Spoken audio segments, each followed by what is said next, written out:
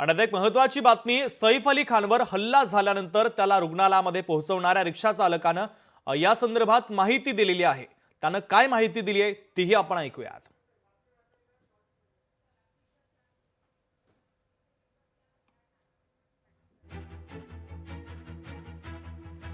तर सैफ अली खानवर हल्ला झाल्यावर ज्या रिक्षा चालकानं प्रतिक्रिया दिलेली आहे, ज्या रिक्षा चालकानं त्याला हॉस्पिटलमध्ये पोहोचवलं त्याची देखील प्रतिक्रिया थोड्याच वेळात आम्ही तुमच्यापर्यंत पोहोचवतोय, ते तुम्हाला दाखवतोय। मात्र प्रामुख्याने ही तीन महत्त्वाची दृश्य विचार करायला लावणारी आहे। वांद्रे पश्चिम सारख्या हाय प्रोफाईल एरियामध्ये पोलिसांची गस्त कमी पडते का, हा सवाल या निमित्तानं आता उपस्थित होतोय। कारण दिनांक 14 एप्रिल सलमान खानच्या घरावर गोळीबार झालेला होता, त्यानंतर बाबा सिद्दीकींची हत्या आणि त्यानंतर आता सैफ अली खानवर त्याच्या घरामध्ये घुसून हल्ला।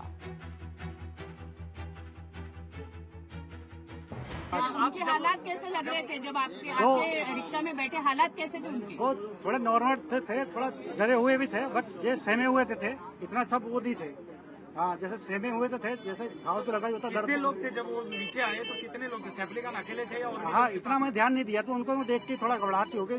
ये 4-5 लोग थे उधर। फिर खाली वक्त दोनों आपस में ये डिसाइड हुआ कि होली फैमिली जाएंगे या लीलावती जाएंगे। हाँ, बाकी अपने बच्चे से थोड़ा अपना जो भी इंग्लिश में थोड़ा मोड़ा बात करते रहेंगे। बच्चा था साथ में? हाँ, बच्चा था, छोटा छोटा। हाँ, आप पहचानते उनको? तामूर? हाँ, वो तामूर हो या जो भी नाम से नहीं जानता, बच्चा था। बच्चा साथ में था जब हॉस्पिटल सैफ अली खान लेके हाँ गए जी, थे। हाँ जी। उनकी सिचुएशन कैसी थी? बहुत खून बह रहा हाँ, था? खून तो बह रहा था, तो वो पीछे हाथ लगाया था।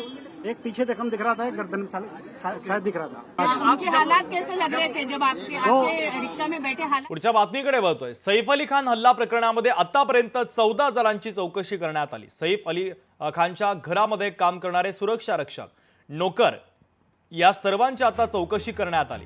घटनेच्या दिवशी सर्व व्यक्ती कुठे होती, पोलिसांनी या संदर्भात माहिती घेतलेली आहे। सर्व व्यक्तींचे पोलिसांनी कॉल रेकॉर्ड घेतल्याची माहिती देखील आता समोर येते। तर या सगळ्यांची आता पोलिसांनी चौकशी देखील सुरू केलेली आहे। सैफ अली खान हल्ला प्रकरणात आतापर्यंत 14 जणांची पोलिसांनी चौकशी देखील केलेली आहे। तर सैफच्या घरामध्ये काम करणारे काही नोकर असतील, सुरक्षा रक्षक असतील, या सगळ्यांची आता पोलिसांनी चौकशी सुरू केली आहे। घटनेच्या दिवशी सर्व व्यक्ती कुठे होती याचा तपास देखील पोलिसांनी केलेला आहे आणि त्या संदर्भात पोलिसांनी पुढील तपासासाठी त्यांचे कॉल रेकॉर्ड देखील घेतलेले आहेत।